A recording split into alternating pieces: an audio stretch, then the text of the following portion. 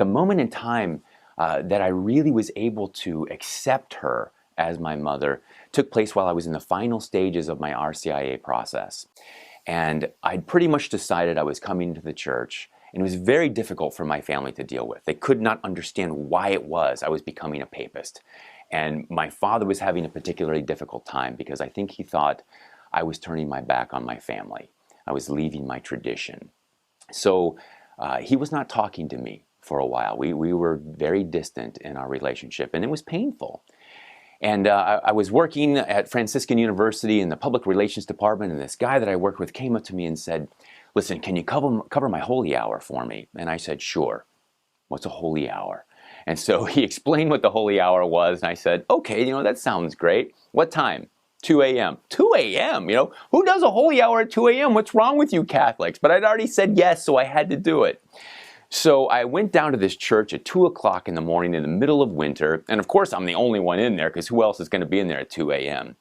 So I kneel down to pray, and I'm kind of wondering, what am I going to do in here for an hour, and I'm a little tired, and I'm kind of looking around, and as I look around, I see this statue of Mary. And I knew all the theology of Mary at this point, but what was here had not gotten here, and that's what needed to happen for me to fully embrace her. And as I kneel there and I'm looking at this statue of Mary, I'm like, you're kind of stalking me, aren't you? And as I looked into the kneeler in front of me, there was one of these little plastic rosaries. And so I picked it up and I'm looking at this rosary and I said the prayer that so many converts have said, "Lord, don't strike me dead for praying this rosary." And I said, "All right, Mary, here's your shot.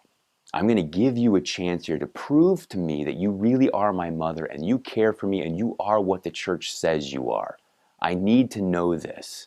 And so I said, I'm going to throw my fleece out like Gideon. My relationship with my dad is my intention. I want reconciliation with him.